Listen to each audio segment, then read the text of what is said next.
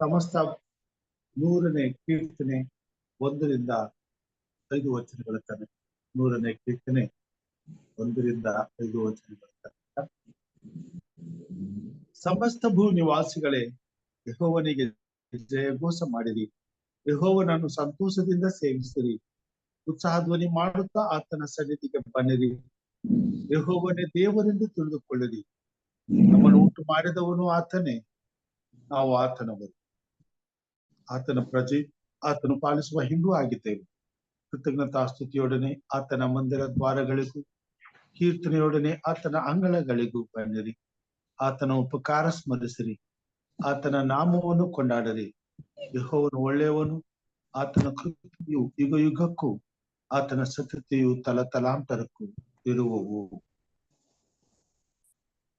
ಈ ವಾಕ್ಯ ಭಾಗದಿಂದ ದೇವರ ಸನ್ನಿಧಾನಕ್ಕೆ ನಾವು ಹೋಗುವಾಗ ನಮ್ಮ ಜೊತೆಯಲ್ಲಿ ಹಿರಿಯರಾದಂತ ಇಲ್ಲಿ ನಮ್ಮವರಿದ್ದಾರೆ. ಅವರು ಪ್ರಾರ್ಥನೆಯಲ್ಲಿ ನಮ್ಮನ್ನು ನಡೆಸಬೇಕೆಂಬುದಾಗಿ ತಿಳ್ಕೊಳ್ತೇವೆ. ದೇವರ ನಾಮಕ್ಕೆ ಸ್ತೋತ್ರ ಉಂಟಾಗಲಿ. ಸೇರಿ ಬಂದಿರುವ ತಮ್ಮೆಲ್ಲರಿಗೂ ಯೇಸು ಪ್ರಭುವಿನ ಪರಿಶುದ್ಧವಾದ ನಾಮದಲ್ಲಿ ನಿಮ್ಮನ್ನು ವಂದಿಸ್ತಾ ಸ್ವಾಗತಿಸ್ತೇನೆ. ಪ್ರಾರ್ಥನೆ ಮಾಡಿಕೊಳ್ಳೋಣ. ನಮ್ಮನ್ನು ಬಹಳವಾಗಿ ಪ್ರೀತಿ ಮಾಡಿ ನಮ್ಮನ್ನು ಕಾಯ್ದು ಕಾಪಾಡುತ್ತಾ ನಮ್ಮನ್ನು ರಕ್ಷಿಸುತ್ತಾ ಎಲ್ಲ ಕೇಡು ಗಂಡಾಂತರದಿಂದ ತಪ್ಪಿಸಿ ಕಾಯ್ದು ಕಾಪಾಡಿದ್ದ ನನ್ನ ಒಡೆಯನೇ, ನಿನಗೆ ಸ್ತೋತ್ರಪ್ಪ. ಪರಿಶುದ್ಧನೆ ಪರಿಶುದ್ಧನೆ ಪರಿಶುದ್ಧನೆ, ದೂತಗಣಗಳ ಒಡೆಯನಾದಂತ ನಮ್ಮ ಸ್ವರ್ಗೀಯ ತಂದೆಯ ದೇವರೇ, ನಿನ್ನ ಮಗನ ಮುದ್ದು ರಕ್ಷಕನ ಮೂಲಕ ನಮ್ಮನ್ನು ರಕ್ಷಿಸಿದ್ದಿ, ಕಾಯ್ದಿದ್ದಿ, ಕಾಪಾಡಿದ್ದಿ. ಅದಕ್ಕಾಗಿ ಸ್ತೋತ್ರಪ್ಪ. ಈವರೆಗೂ ನಮ್ಮನ್ನು ಕಾಪಾಡಿದ ಆತನೇ, ಈ ಸಮಯವನ್ನು ಕೊಟ್ಟ ಆತನೇ, ರಾತ್ರಿ ಎಲ್ಲ ಸುಖ ನಿದ್ರೆಯನ್ನು ಕೊಟ್ಟು ಈ ಮುಂಜಾನೆ ಎದ್ದು ನಿನ್ನನ್ನು ಸ್ತುತಿಸಿ ಆರಾಧಿಸಿ ಗಣಪಡಿಸಲು ನಮ್ಮನ್ನೆಲ್ಲ ಕಾಯ್ದು ಕಾಪಾಡಿ ಈ ಸಭೆಗೆ ಸೇರಿಸಿದ ಆತನೇ, ನಿನಗೆ ಸ್ತೋತ್ರ. ಕರ್ತನೇ, ನೀನು ಉದ್ದೇಶವಿಲ್ಲದೆ ನಮ್ಮನ್ನು ಈ ಒಟ್ಟಿಗೆ ಸೇರಿಸಿದೆ, ಅದಕ್ಕಾಗಿ ಸ್ತೋತ್ರ ಸ್ವಾಮಿ. ನಿನ್ನ ಚಿತ್ತ ಬಹಳ ಉನ್ನತವಾದದ್ದು, ಮಹೋನ್ನತವಾದದ್ದು, ಅದಕ್ಕಾಗಿ ಸ್ತೋತ್ರ ರಾಜ. ಪ್ರಭುವೇ, ನಿನ್ಗೆ ಸ್ತೋತ್ರ. ಸರ್ವಶಕ್ತನೇ, ನಿನ್ಗೆ ಸ್ತೋತ್ರಪ್ಪ. ಪರಿಶುದ್ಧನೇ, ನಿನ್ಗೆ ಸ್ತೋತ್ರ. ನೀನು ಒಳ್ಳೆಯವನು ಕರ್ತನೆ, ಒಳ್ಳೆಯದನ್ನೇ ಮಾಡುವ ದೇವರಾಗಿದ್ದಿ. ಕನಿಕರ ಉಳ್ಳ ದೇವರೇ, ನೀತಿಯುಳ್ಳ ದೇವರೇ, ಪ್ರೀತಿಯುಳ್ಳ ದೇವರೇ, ದಯೆಯುಳ್ಳ ದೇವರೇ, ನಿನ್ಗೆ ಸ್ತೋತ್ರಪ್ಪ. ಅಪ್ಪ ತಂದೆಯೇ, ಸೇರಿ ಬಂದಿರುವ ನಮ್ಮೆಲ್ಲರನ್ನು ಆಶೀರ್ವಸು, ಈ ಸಭೆಯನ್ನು ಆಶೀರ್ವಸು, ಅಭಿವೃದ್ಧಿಪಡಿಸು. ಸಭೆಯ ಪಾಲಕರನ್ನು ನೀನು ಆಶೀರ್ವಸು ದೇವರೇ. ಅವರನ್ನು, ಅವರ ಕುಟುಂಬದವರನ್ನು, ಕುಟುಂಬ ವರ್ಗದವರನ್ನು ಎಲ್ಲರನ್ನು ಕೊಟ್ಟನೆ ನಿನ್ನ ಚಿತ್ತಕ್ಕನುಗುಣವಾಗಿ ಕಾಯ್ದು ಕಾಪಾಡು. ಅದೇ ರೀತಿ ಸೇರಿ ಬಂದಿರುವ ತಮ್ಮೆಲ್ಲರನ್ನು ಕರ್ತನೆ, ನಿನ್ನ ಚಿತ್ತದ ಮೂಲಕ ನಮ್ಮನ್ನು ಕಾಯ್ದು ಕಾಪಾಡು ಸ್ವಾಮಿ. ಈವರೆಗೂ ನಡೆಸಿದ್ದಿ, ರಕ್ಷಿಸಿದಿ ಕರ್ತನೆ, ನಿನ್ಗೆ ಸ್ತೋತ್ರಪ್ಪ. ಪರಿಶುದ್ಧನೇ, ನಿನ್ಗೆ ಸ್ತೋತ್ರ.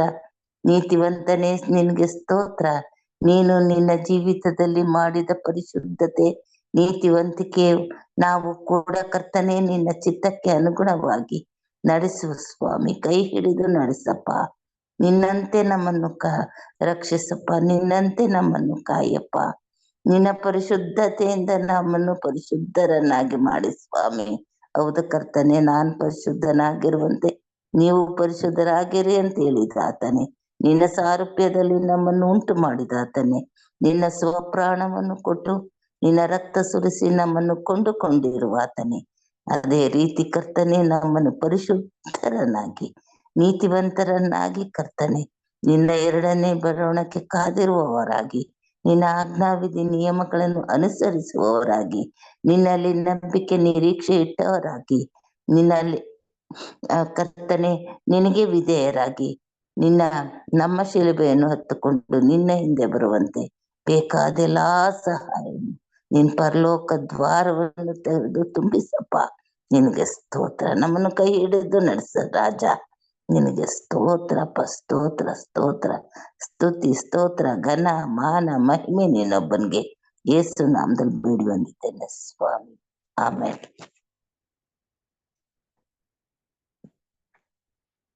ಉತ್ತಮವಾದಂತ ಪ್ರಾರ್ಥನೆಗಾಗಿ ಹಿರಿಯರಾದಂತ ಇವಳಿ ನಮ್ಮವರಿಗೆ ನಾನು ವಂದನೆಗಳನ್ನ ಸಲ್ಲಿಸ್ತೇನೆ.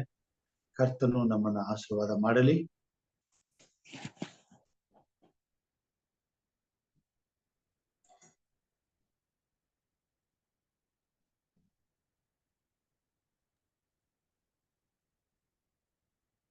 ಈ ಸಮಯದಲ್ಲಿ ನಮ್ಮ ಸಭಾ ಸಂಗೀತಗಳಲ್ಲಿ 297ನೇ ಕೀರ್ತನೆಯನ್ನ ಹಾಡಿಕೊಳ್ಳೋಣ. 297ನೇ ಕೀರ್ತನೆ. ಹಾಯ್ ಅಂತ ಅದ್ಭುತ ಬಂದಾತನೇ ನೀ ಕರ್ತ ಕ್ರಿಸ್ತೇಸುವೆ. ಹಾಯಂತ ಅದ್ಭುತವೇ ದೈವಾವತಾರವಿದೆ,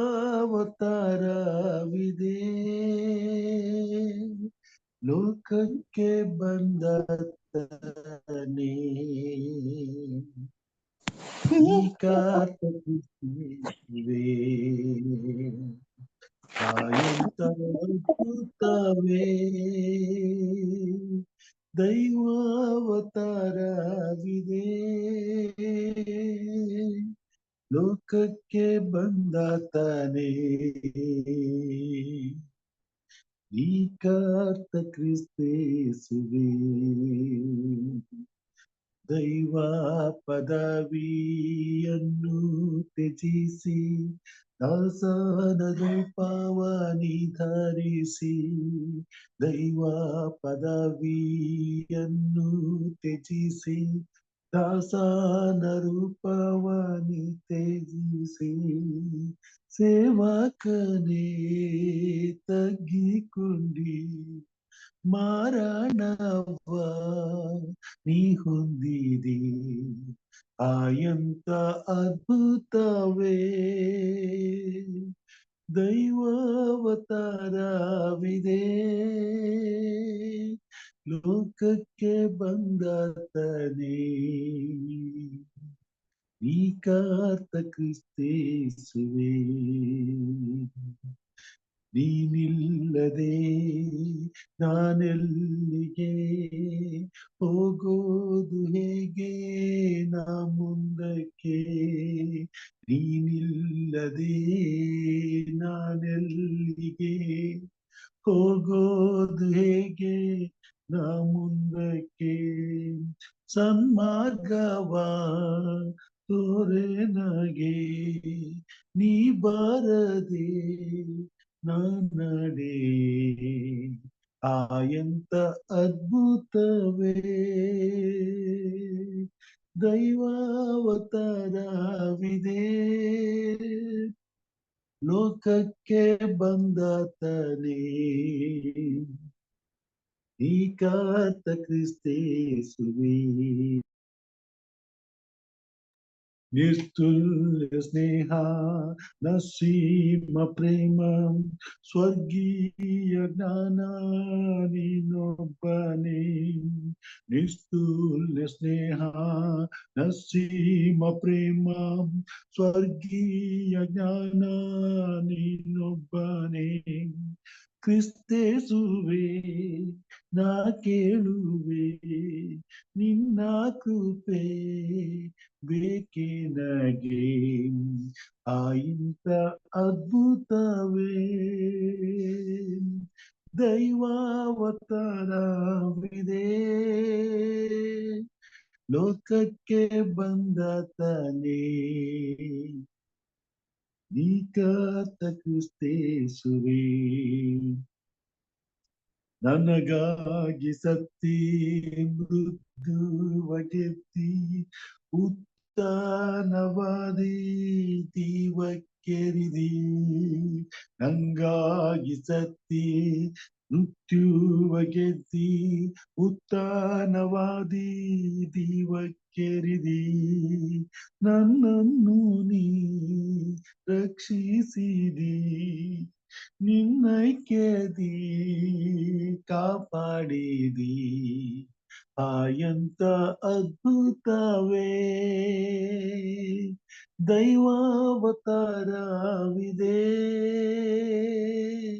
ಲೋಕಕ್ಕೆ ಬಂದಾತನೇ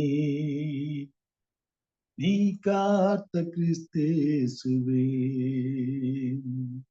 ದಿವ್ಯಾತ್ಮ ನೀನೇ ಪ್ರೇಮಾಬ್ದಿಯೇ ಸ್ನೇಹದ ಆಳ ನಾ ಕಾಣದೆ ದಿವ್ಯಾತ್ಮ ನೀನೇ ಪ್ರೇಮಾಬ್ದಿಯೇ ಸ್ನೇಹದ ಆಳ ನಾ ಕಾಣದೆ ಸರ್ವೇಶ್ವರ ಉತ್ತರಕ ಎನ್ನೋಡೆಯ ಎಂತರಕ ಎಂತ ಅದ್ಭುತವೇ ದೈವಾವತಾರವಿದೆ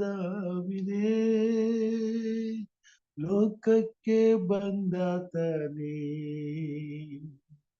ಈ ಕರ್ತ ಕ್ರಿಸ್ತೇಸುವೇ.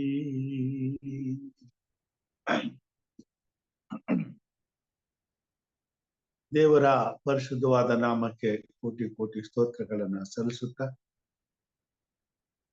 ಮತ್ತೊಮ್ಮೆ ಕರ್ತನ ಸನ್ನಿಧಾನಕ್ಕೆ ಬಂದಂತ ದೇವರ ಮಂದಿಗೆ ಪೂರಕವಾದಂತ ಸ್ವಾಗತವನ್ನ ಕೋರ್ತೇನೆ. ಕೀರ್ತನೆಗಾರನು ಬರೆದಂತ ಕೀರ್ತನೆ 100ನೇ ಅಧ್ಯಾಯದಲ್ಲಿ ದೇವರ ವಾಕ್ಯವನ್ನ ಗಮನಿಸುವಾಗ ಕೀರ್ತನೆಗಾರನು ಲೋಕದ ಗಮನವನ್ನ ದೇವರ ಕಡೆಗೆ ತಿರುಗಿಸಿಕೊಳ್ಳುವುದನ್ನ ನಾವು ನೋಡುವುದರಾಗಿದ್ದೇವೆ. ನೇರವಾಗಿ ಕರ್ತನ ಆತ್ಮನು ಭೂಲೋಕದ ಸಮಸ್ತ ನಿವಾಸಿಗಳಿಗೆ ಬರೆಯುವಂತ ಪತ್ರಿಕೆ ಇದಾಗಿದೆ. ಸಮಸ್ತ ಭೂ ನಿವಾಸಿಗಳೇ ಯೆಹೋವನಿಗೆ ಜಯಘೋಷ ಮಾಡಿ ಯೆಹೋವನನ್ನು ಸಂತೋಷದಿಂದ ಸೇವಿಸಿ ಉತ್ಸಾಹ ಧ್ವನಿ ಮಾಡುತ್ತಾ ಆತನ ಸನ್ನಿಧಾನಕ್ಕೆ ಬಂದಿದೆ. ಯೆಹೋವನೇ ದೇವರೆಂದು ತಿಳಿದುಕೊಳ್ಳಿದೆ. ನಮ್ಮನ್ನು ಉಂಟು ಮಾಡಿದವನು ಆತನೇ, ನಾವು ಆತನವರು, ಆತನ ಪ್ರಜೆಯು, ಆತನು ಪಾಲಿಸುವ ಹಿಂಡು ಆಗಿದೆ. ಸಮಸ್ತ ಭೂ ನಿವಾಸಿಗಳೇ ಎಂಬುದಾಗಿ ಹೇಳಿದಾಗ ಸಕಲ ಕುಲ ಭಾಷೆ ಪ್ರಜೆ ಜನಾಂಗಗಳನ್ನ ಕುರಿತು ಈ ಮಾತುಗಳನ್ನ ಹೇಳುವಂತದ್ದಾಗಿದೆ. ಈ ಭೂಮಿ ಮೇಲೆ ವಾಸಿಸುತ್ತಿರುವ ಪ್ರತಿಯೊಬ್ಬ ಮಾನವನನ್ನ ಸೃಷ್ಟಿಸಿದಂತ ದೇವರು ಈ ಭೂಮಿ ಮೇಲೆ ಇರ್ತಕ್ಕಂತ ತನ್ನ ಎಲ್ಲಾ ಸೃಷ್ಟಿಗೆ ಮಾತುಗಳನ್ನ ತಿಳಿಸುವಂತಾಗಿದೆ. ವಿಶೇಷವಾಗಿ ಪ್ರತಿಯೊಬ್ಬ ಮನುಷ್ಯನನ್ನು ತಾನು ಕೈ ಹಿಡಿದು ಕರೆಯುವಂತದ್ದಾಗಿದೆ. ದೇವರ ವಾಕ್ಯದಲ್ಲಿ ನಾವು ನೋಡುವಾಗ ಯೆಶಾಯನು ಬರೆದಂತ ಪ್ರವಾದನೆ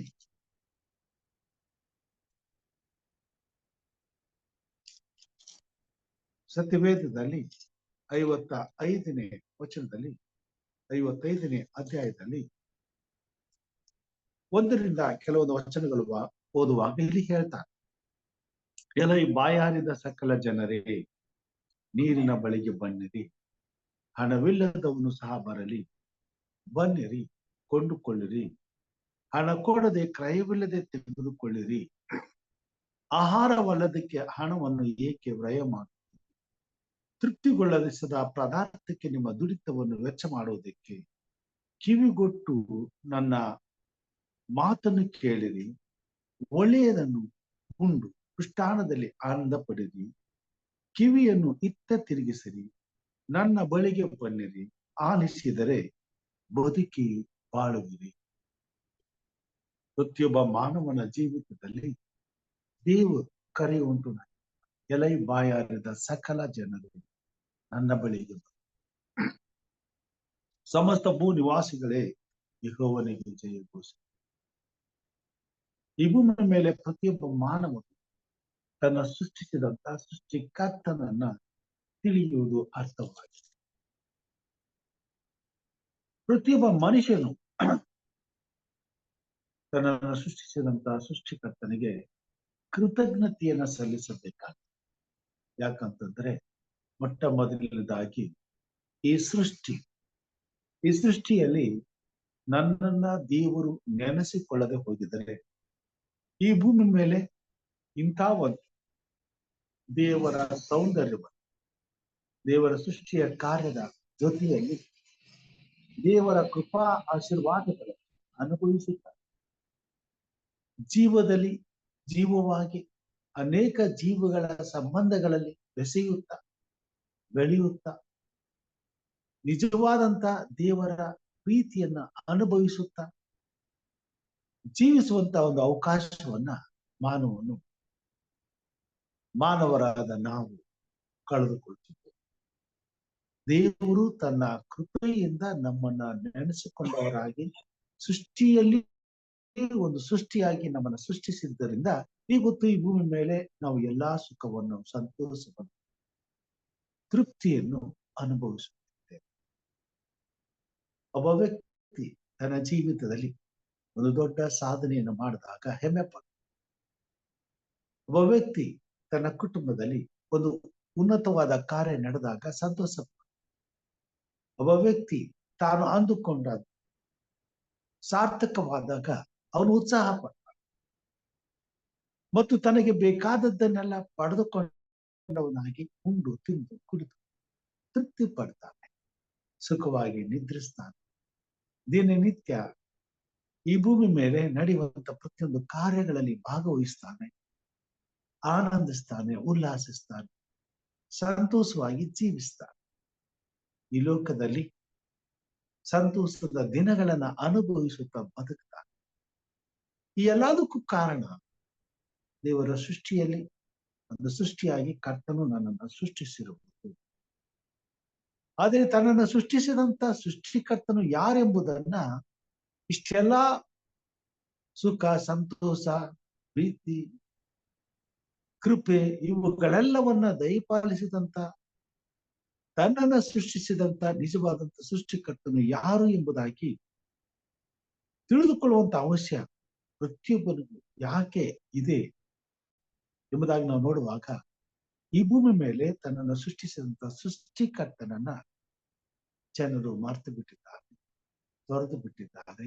ಮತ್ತು ಆತನ ವಿಷಯವಾದಂತ ಜ್ಞಾನವು ಎಲ್ಲರಿಗೂ ಇರದೇ ಇರುವುದರಿಂದ ದೇವರು ಈ ಮಾತುಗಳನ್ನ ಹೇಳುವಂತ, ಸಮಸ್ತ ಭೂನಿವಾಸಿಗಳೇ ಯೆಹೋವನಿಗೆ ಜಯಘೋಷ ಮಾಡಿ, ಎಲೈ ಬಾಯಾರಿದ ಸಕಲ ಜನರೇ ನೀರಿನ. ಅನೇಕರಿಗೆ ನಿಜವಾದಂತಹ ದೇವರು ಯಾರೆಂಬುದು ಗೊತ್ತಿಲ್ಲ ಇರೋದ್ರಿಂದ ಆತನನ್ನ ಜೀವಮಾನ ಪೂರ್ತಿಯೆಲ್ಲ ಹುಡುಕುತ್ತಾ ಬದುಕುವಂತ ಇದ್ರೂ ಸಹ ಅವರಿಗೆ ತಮ್ಮನ್ನ ಸೃಷ್ಟಿಸಿದಂತ ದೇವರನ್ನ ಆರಾಧಿಸುವಂತ ಸೌಭಾಗ್ಯ, ಆತನು ಮಾಡುವಂತ ಉಪಕಾರಗಳಿಗೆ ಕೃತಜ್ಞತೆಯನ್ನು ಸಲ್ಲಿಸುವಂತ ಸೌಭಾಗ್ಯ, ಆತನ ಜೊತೆಯಲ್ಲಿ ಆತನ ಪ್ರೀತಿ ಕೃಪೆಗಳನ್ನ ಆತನಿಗೆ ಸಲ್ಲಿಸುತ್ತಾ, ಆತನನ್ನ ಹಿಂಬಾಲಿಸುತ್ತಾ, ಆತನ ಆರಾಧನೆಯಲ್ಲಿ ಪಾಲು ಹೊಂದುವಂತ ಅವಕಾಶವನ್ನ ಕಳೆದುಕೊಂಡಿದ್ದಾರೆ. ಕೆಲವರಿಗೆ ಮಾತ್ರ ಕರ್ತನನ್ನ ಆಶ್ರಯಿಸಿ ಆತನ ಜೊತೆಯಲ್ಲಿ ಬದುಕುವಂತ ಅವಕಾಶವನ್ನ ಪಡೆದುಕೊಂಡಿದ್ದಾರೆ. ಈ ಕೃಪೆ ಪ್ರತಿಯೊಬ್ಬ ಮಾನವನಿಗೂ ಸಿಗಬೇಕೆಂಬುದೇ ದೇವರ ಉದ್ದೇಶ. ದೇವರನ್ನ ತಿಳಿಯದಂತ ಜನರು ಮನಸ್ಸಿಗೆ ಬಂದ ಹಾಗೆ ದೇವರುಗಳನ್ನ ಮಾಡಿಕೊಂಡು ದೇವರ ಪ್ರೀತಿಯನ್ನ ಅರಿಯದಂತ ಜನರು ತಮ್ಮ ಮನಸ್ಸಿನಿಗೆ ಬಂದ ಹಾಗೆ ಬದುಕುತ್ತಾ ಈ ಲೋಕದಲ್ಲಿ ಜೀವಿಸುತ್ತಾ ಇರುವುದರಿಂದ ಈ ಲೋಕದಲ್ಲಿ ಎಲ್ಲಾ ರೀತಿಯಾದಂತ ಕಷ್ಟ, ಸಂಕಟ, ಹಿಂಸೆ, ನೋವು, ಕಣ್ಣೀರು, ದುಃಖ ತುಂಬಿ ತುಳುಕ್ತಾ ಇದೆ. ಮನುಷ್ಯನು ಎಲ್ಲಾ ರೀತಿಯ ಕ್ರೌರ್ಯವನ್ನ ಈ ಭೂಮಿ ಮೇಲೆ ಸಾಧಿಸುತ್ತಾ ಇನ್ನೊಬ್ಬ ಮಾನವನನ್ನ ಹಿಂಸಿಸುತ್ತಾ ಆತನನ್ನ ನೋಯಿಸುತ್ತಾ ಬದುಕುತ್ತಾ ಇದ್ದ. ಇನ್ನೊಬ್ಬರ ಹಿತವನ್ನ ಬಯಸದೆ ಜೀವಿಸುವಂತವನಾಗಿದ್ದ. ದೇವರನ್ನ ಅರಿಯುವಾಗ, ಸೃಷ್ಟಿಕರ್ತನನ್ನ ತಿಳಿದಾಗ, ಸೃಷ್ಟಿಕರ್ತನ ಉದ್ದೇಶ ಮನೋಭಾವಗಳನ್ನ ಅರಿತುಕೊಂಡಾಗ, ಆತನ ಪ್ರೀತಿಯನ್ನ ತಿಳಿದಾಗ ಮಾತ್ರ ಒಬ್ಬ ವ್ಯಕ್ತಿಗೆ ತನ್ನನ್ನು ಸೃಷ್ಟಿಸಿದಂತ ದೇವರ ಮನಸ್ಸನ್ನ ತಿಳಿದವನಾಗಿ ಆತನ ಬಯಕೆಗಳನ್ನ, ಆತನ ಯೋಚನೆಗಳನ್ನ, ಆತನ ಚಿತ್ತವನ್ನ ಈಡೇರಿಸುವಂತ ಪ್ರಯತ್ನವನ್ನ ಮಾಡುವ. ಅಲ್ಲಿಯ ತನಕ ಪ್ರತಿಯೊಬ್ಬ ವ್ಯಕ್ತಿ ತನ್ನ ಮನಸ್ಸಿನ ಭಾವನೆಗಳಿಗೆ ಅನುಸಾರವಾಗಿ ಬದುಕ್ತಾನೆ ಹೊರತು ದೇವರ ಚಿತ್ತವನ್ನ ತಿಳಿದು ಅದನ್ನ ಮಾಡುವುದಕ್ಕೆ ಆತನಿಗೆ ಯಾವ ಮಾರ್ಗಗಳು ಇರು. ತಂದೆಯಾದ ದೇವರು ನಮ್ಮನ್ನು ಸೃಷ್ಟಿಸಿದಂತ ಈ ಲೋಕದಲ್ಲಿ ನಮ್ಮನ್ನು ನಡೆಸುವಂತ ದೇವರು ತಾನು ಮಾಡುವಂತ ಪ್ರತಿಯೊಂದು ಉಪಕಾರಗಳಿಗೂ ನಮ್ಮಿಂದ ಕೃತಜ್ಞತೆಯನ್ನ ಬಯಸುತ್ತಾ ಆತನ ಕಡೆಗೆ ತಿರುಗಿಕೊಂಡು ಆತನ ಮನಸ್ಸನ್ನ ಅರಿತವರಾಗಿ ಆತನ ಚಿತ್ತವನ್ನ ನೆರವೇರಿಸಬೇಕೆಂಬುದಾಗಿ ಬದುಕೊಂಡಾಗಿದ್ದ.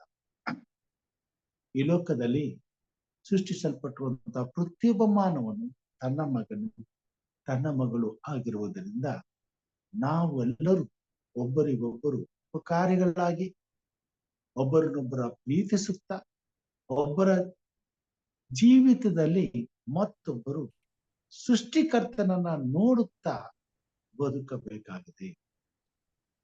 ದೇವರ ಪ್ರೀತಿಯಲ್ಲಿ ಬೆರೆಯಬೇಕಾಗಿದೆ. ದೇವರ ಪ್ರೀತಿಯನ್ನ ಅನುಸರಿಸಬೇಕಾಗಿದೆ. ತಂದೆಯು ನಮ್ಮನ್ನ ಪ್ರೀತಿಸಿದಂತೆ ಈ ಲೋಕದಲ್ಲಿ ನಮ್ಮಂತೆ ಇರುವಂತಹ ಪ್ರತಿಯೊಬ್ಬ ಮಾನವರನ್ನು ನಾವು ಪ್ರೀತಿಸುತ್ತಾ ದೇವರ ಪ್ರೀತಿಯನ್ನ ಎತ್ತಿ ಹಿಡಿಯಬೇಕಾಗಿದೆ.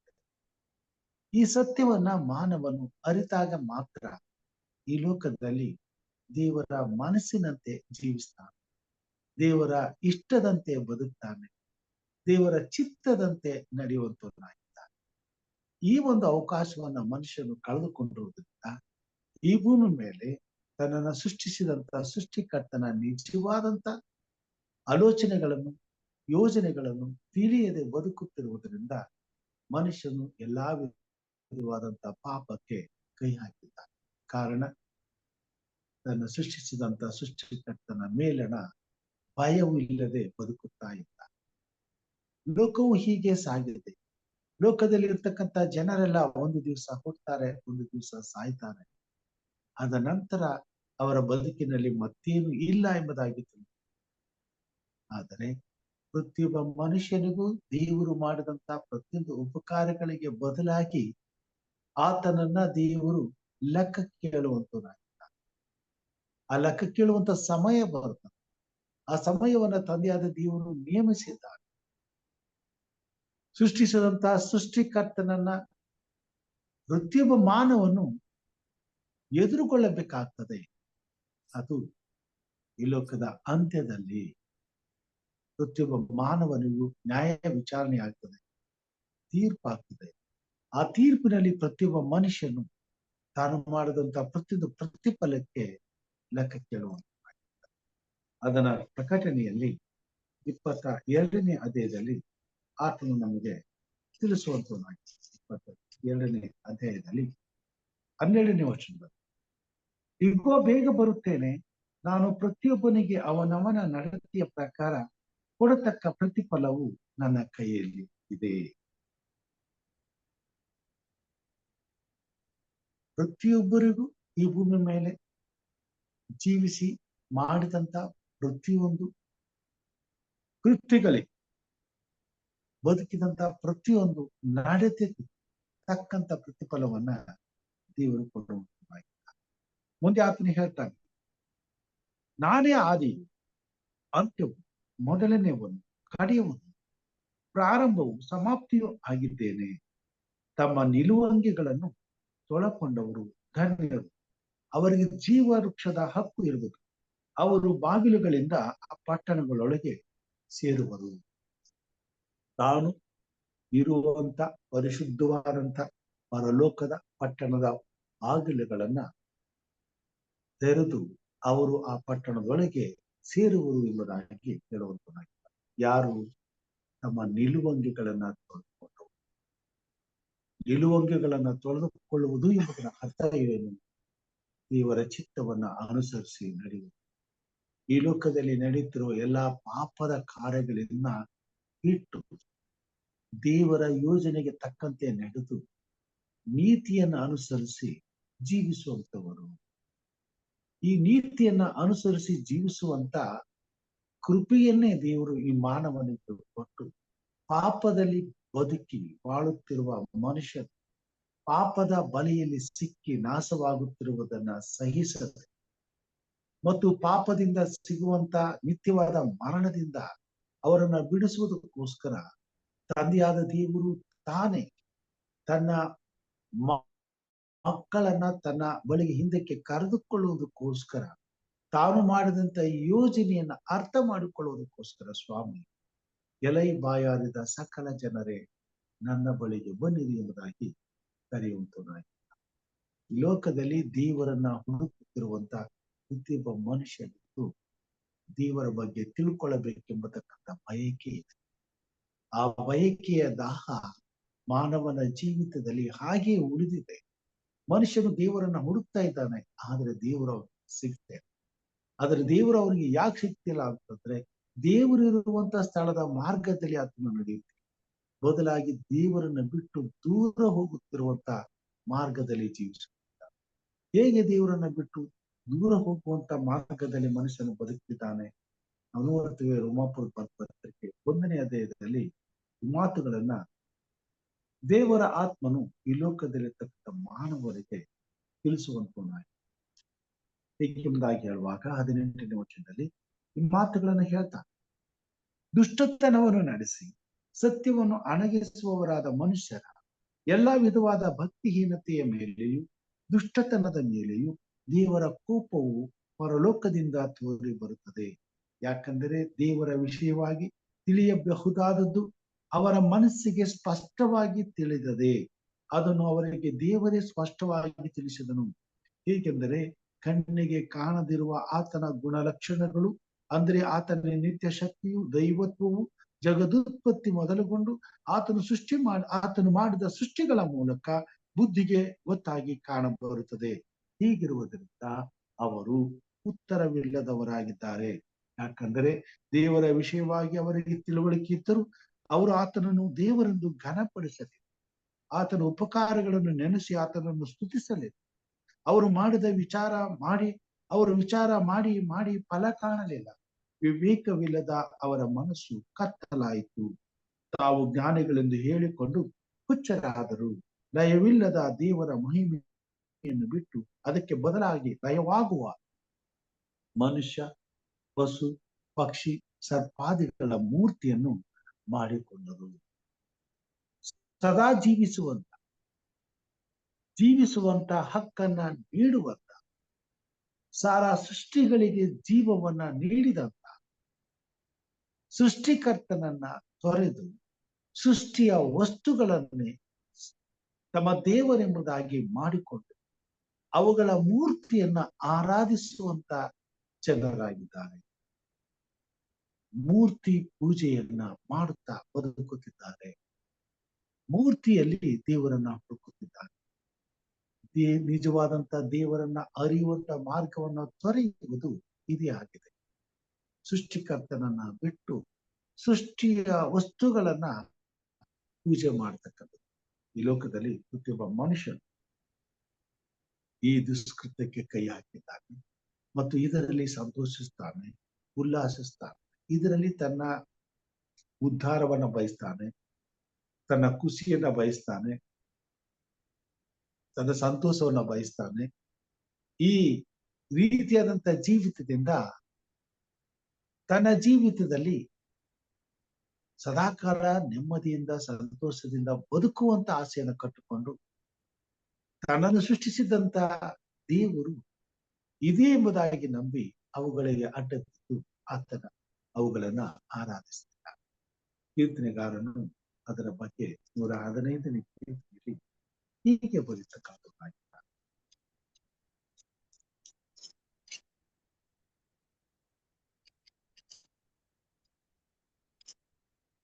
4ನೇ ವಚನದಲ್ಲಿ 1ರಿಂದ ಓದುತ್ತೇನೆ. ನಮ್ಮನ್ನೆಲ್ಲ ಯೆಹೋವನೇ, ನಮ್ಮನ್ನೆಲ್ಲ ನಿನ್ನ ಪ್ರೀತಿ ಸತ್ಯತೆಗಳ ನಿಮಿತ್ತವಾಗಿ ನಿನ್ನ ಹೆಸರನ್ನೇ ಘನಪಡಿಸು. ಅವರ ದೇವರು ಎಲ್ಲಿದ್ದಾನೆಂದು ಅನ್ಯರು ಯಾಕೆ ಹೇಳಬೇಕು? ನಮ್ಮ ದೇವರು ಪರಲೋಕದಲ್ಲಿದ್ದಾನೆ. ಆತನು ತನಗೆ ಬೇಕಾದದ್ದೆಲ್ಲವನ್ನ ಮಾಡುತ್ತಾನೆ. ಅವರ ವಿಗ್ರಹಗಳು ಬೆಳ್ಳಿ ಬಂಗಾರದವುಗಳೇ. ಅವು ಮನುಷ್ಯರ ಕೈ ಕೆಲಸವಷ್ಟೇ. ಅವು ಬಾಯಿದ್ದರೂ ಮಾತಾಡುವುದಿಲ್ಲ, ಕಣ್ಣಿದ್ದರೂ ನೋಡುವುದಿಲ್ಲ, ಕಿವಿ ಇದ್ದರೂ ಕೇಳುವುದಿಲ್ಲ, ಮೂಗಿದ್ದರೂ ಮೂಸುವುದಿಲ್ಲ, ಕೈಯುಂಟು ನಡೆಯುವುದಿಲ್ಲ, ಕೈಯುಂಟು ಮುಟ್ಟುವುದಿಲ್ಲ, ಕಾಲುಂಟು ನಡೆಯುವುದಿಲ್ಲ. ಅವುಗಳ ಗಂಟಲಲ್ಲಿ ಶಬ್ದವೇ ಇಲ್ಲ. ಅವುಗಳನ್ನು ಮಾಡುವವರು, ಅವುಗಳಲ್ಲಿ ಭರವಸೆ ಬಿಡುವವರು ಅವುಗಳನ್ನು. ಈ ಎಲ್ಲ ಸತ್ಯವು ಮನುಷ್ಯನಿಗೆ ಗೊತ್ತುಂಟು, ಕಣ್ಣಾರೆ ನೋಡ್ತಾನೆ. ವಿಗ್ರಹಗಳು ಯಾವ ದಿಕ್ಕಿನಲ್ಲಿಯೂ ಮನುಷ್ಯನಿಗೆ ಯಾವ ವಿಧವಾದಂತ ಸಹಾಯವನ್ನ ಮಾಡ್ಲಿಕ್ಕೆ ಸಾಧ್ಯ. ಆದ್ರೂ ತನ್ನ ಆಸ್ತಿಯನ್ನೆಲ್ಲ ಮಾರಿ ಅವುಗಳ ಮುಂದಿಟ್ಟು ಅವುಗಳು ತಮ್ಮನ್ನ ರಕ್ಷಿಸುತ್ತವೆ ಎಂಬತಕ್ಕಂಥ ಅಲ್ಪ ಜ್ಞಾನದಿಂದ ಮನುಷ್ಯನು ಬದುಕುತ್ತಿದ್ದ. ತನ್ನನ್ನು ಸೃಷ್ಟಿಸಿದಂತ ನಿಜವಾದಂತ ದೇವರ ಮಾರ್ಗಗಳನ್ನ ತಿಳಿಯದೆ ಜೀವಿಸುವಂತ ಪ್ರಿಯ ಸಹೋದರ ಸಹೋದರಿಯರೇ, ಈ ಹೊತ್ತು ಈ ಕೃತ್ಯದಿಂದಲೇ ಮನುಷ್ಯನು ತಂದೆಯಾದ ದೇವರು ಬರುವಾಗ ಆತನ ಕೈಯಲ್ಲಿ ಅವನು ಮಾಡದಂತ ಕೃತ್ಯಗಳಿಗೆ ತಕ್ಕ ಪ್ರತಿಫಲವನ್ನು ಹೊಂದುತ್ತಾನೆ. ಅದು ನಿತ್ಯ ನಾಶನ ಎಂಬುದಾಗಿ ದೇವರ ವಾಕ್ಯದಲ್ಲಿ ನಾವು ನೋಡ್ತೇವೆ. ನಮ್ಮ ದೇವರು ಪರಲೋಕದಲ್ಲಿದ್ದಾನೆ, ಆತನು ತನಗೆ ಬೇಕಾದದ್ದೆಲ್ಲವನ್ನ ಮಾಡ್ತಾನೆ. ಸೃಷ್ಟಿಕರ್ತನಾದಂತ ದೇವರು ಪರಲೋಕದಲ್ಲಿದ್ದಾನೆ, ಆತನು ಮನಸ್ಸಿಗೆ ಬೇಕಾದದ್ದೆಲ್ಲವನ್ನ ಮಾಡುವಂತ ಶಕ್ತಿಯನ್ನು ಹೊಂದಿದ್ದಾನೆ. ಆದುದರಿಂದಲೇ ಈ ಲೋಕವನ್ನ ಅದರಲ್ಲಿರ್ತಕ್ಕಂಥ ಸಮಸ್ತವನ್ನು ಸೃಷ್ಟಿಸಿದ್ದಾನೆ. ಸಕಲ ಜೀವಿಗಳನ್ನು ಆತನು ಪರಿಪಾಲಿಸುವಂತವನಾಗಿದ್ದಾನೆ, ಸಂರಕ್ಷಿಸುವಂತವನಾಗಿದ್ದಾನೆ ಮತ್ತು ಸಕಲ ಜೀವಿಗಳ ಹಿತಕ್ಕಾಗಿ ತನ್ನ ಅಮೂಲ್ಯವಾದಂತ ಪ್ರಾಣವನ್ನೇ ಕೊಟ್ಟು ಆತನನ್ನ ನಂಬುವುದರ ಮುಖಾಂತರವಾಗಿ, ಆತನನ್ನ ಅಂಗೀಕಾರ ಮಾಡಿಕೊಳ್ಳುವುದರ ಮುಖಾಂತರವಾಗಿ ನಿತ್ಯವಾದ ಮರಣದಿಂದ ಪ್ರತಿಯೊಬ್ಬ ಮನುಷ್ಯನು ಮಾಡುತ್ತಿರುವ ಪಾಪದ ಸಂಬಳದಿಂದ ಬಿಡುಗಡೆ ಮಾಡಿ ನಿತ್ಯ ಜೀವವನ್ನ ಹೊಂದಿಕೊಳ್ಳುವಂತ ಅವಕಾಶವನ್ನ ಇವನ ಮೇಲೆ ಪ್ರತಿಯೊಬ್ಬ ಮಾನವನಿಗೆ ಕೊಟ್ಟಿದ್ದಾರೆ. ಈ ಸತ್ಯವನ್ನೇ ಪ್ರತಿಯೊಬ್ಬ ಮನುಷ್ಯನು ಅರ್ಥ ಮಾಡಿಕೊಳ್ಳಬೇಕಾಗಿದೆ. ದೇವರ ಈ ಯೋಜನೆಯನ್ನ ತಿಳಿದುಕೊಂಡವರಾಗಿ ದೇವರನ್ನ ಪ್ರೀತಿಸಬೇಕಾಗಿದೆ. ದೇವರನ್ನ ಪ್ರೀತಿಸಿ ಆತನ ಯೋಜನೆಗಳನ್ನ ಕೈಕೊಂಡು ಬದುಕಬೇಕಾಗಿದೆ. ಅದನ್ನ ಮಾಡುವಾಗ ಆತನು ಈ ಲೋಕಕ್ಕೆ ಬರುವಾಗ ಆತನ ಕೈಯಲ್ಲಿರುವಂತ ಪ್ರತಿಫಲವು ಈಗ ದೇವರನ್ನ ಕಳಕೊಂಡು ಅನುಭವಿಸುತ್ತಿರುವಂತ ಮನುಷ್ಯನಿಗೆ ಸಿಗುವಂತ ಪ್ರತಿಫಲಕ್ಕಿಂತ ವಿಭಿನ್ನವಾಗಿರುವಂತದ್ದಾಗಿ, ವಿಶೇಷವಾಗಿರುವಂತದ್ದಾಗಿ. ಯಾಕಂತಂದ್ರೆ ಆ ಒಂದು ಕೃತ್ಯ ತಂದೆಯಾದ ದೇವರನ್ನ ಮೆಚ್ಚಿಸುವಂಥದ್ದು, ತಂದೆಯಾದ ದೇವರನ್ನ ಘನಪಡಿಸುವಂಥದ್ದು, ತಂದೆಯಾದ ದೇವರಿಗೆ ಸಲ್ಲಬೇಕಾದಂತ ಘನತೆ ಗೌರವಗಳನ್ನ ತರುವಂಥದ್ದು ಆಗಿರುವುದರಿಂದ ಕರ್ತನು ಅಂತ ಜೀವಿತವನ್ನ ಮೆಚ್ಚಿ ತನ್ನನ್ನು ನಂಬಿ ತನ್ನನ್ನ ಪ್ರೀತಿಸಿ ತನ್ನ ಚಿತ್ತವನ್ನು ಅರಿತು ಜೀವಿಸಿದ ಪ್ರತಿಯೊಬ್ಬ ಮನುಷ್ಯನಿಗೂ ತನ್ನ ಪರಿಶುದ್ಧವಾದ ರೆಕ್ಕೆಯ ಮರೆಯಲ್ಲಿ ಸದಾಕಾಲ ಜೀವಿಸುವಂತ ನಿತ್ಯ ಜೀವವನ್ನ ಕೊಡುವಂತವನಾಗಿ. ಈ ಸತ್ಯವನ್ನ ಪ್ರತಿಯೊಬ್ಬ ಮಾನವನು ಅರ್ಥ ಮಾಡಿಕೊಳ್ಳಬೇಕಾಗಿದೆ. ಅದಕ್ಕಾಗಿಯೇ ದೇವರು ಈ ಕೊನೆ ಕಾಲದಲ್ಲಿ ಈ ಸಂದೇಶವನ್ನ ಬಿಟ್ಟು ಬಿಡದೆ ಈ ಲೋಕಕ್ಕೆ ತಿಳಿಸುವಂತವನಾಗಿದ್ದಾನೆ. ಪ್ರಕಟಣೆ 14ನೇ ಅಧ್ಯಾಯದಲ್ಲಿ ಈ ಮಾತುಗಳನ್ನ ನಾವು ನೋಡುವಂತ ಪ್ರತಿಯೊಂದು ದೇವರನ್ನ ಅರಿತಂತ ಜೀವಿತದಲ್ಲಿ ಈ ಹೋರಾಟವನ್ನ ಇಟ್ಟಿದ್ದಾನೆ, ಈ ಯೋಜನೆಯನ್ನ ಇಟ್ಟಿದ್ದಾನೆ, ಈ ಅವಕಾಶಗಳನ್ನ ಕೊಟ್ಟಿದ್ದಾನೆ. 6ನೇ ವಚನದಲ್ಲಿ ಮತ್ತೊಬ್ಬ ದೇವದೂತನು ಆಕಾಶ ಮಧ್ಯದಲ್ಲಿ ಹಾರಿ ಹೋಗುವುದನ್ನು ಕಂಡನು. ಭೂ ನಿವಾಸಿಗಳಾಗಿರುವ ಸಕಲ ಜನಾಂಗ ಕುಲ ಪ್ರಜೆಗಳವರೆಗೂ ಸಕಲ ಭಾಷೆಗಳನ್ನಾಡುವವರಿಗೂ ಸಾರಿ ಹೇಳುವುದಕ್ಕೆ ನಿತ್ಯವಾದ ಶುಭ ವರ್ತಮಾನವು ಅವನಲ್ಲಿ. ಅವನು ನೀವೆಲ್ಲರೂ ದೇವರಿಗೆ ಭಯಪಟ್ಟು ಆತನನ್ನು ಘನಪಡಿಸಿರಿ, ಆತನು ನ್ಯಾಯ ತೀರ್ಪು ಮಾಡುವ ಗಳಿಗೆಯೂ ಬಂದಿದೆ. ಭೂಲೋಕ ಪರಲೋಕಗಳನ್ನು ಸಮುದ್ರವನ್ನು ನೀರಿನ ಬುಗ್ಗೆಗಳನ್ನು ಉಂಟು ಮಾಡಿದ ಆತನಿಗೆ ನಮಸ್ಕಾರ ಮಾಡಿರಿ ಎಂದು ಮಹಾಶಬ್ದದಿಂದ ಹೇಳಿ. ಭೂಪರಲೋಕಗಳನ್ನ ಉಂಟು ಮಾಡಿದ ನಿಜವಾದಂತ ದೇವರಿಗೆ ನಮಸ್ಕಾರ ಮಾಡುವುದು ಅಂದ್ರೆ ಆತನನ್ನು ಆರಾಧಿಸಿ.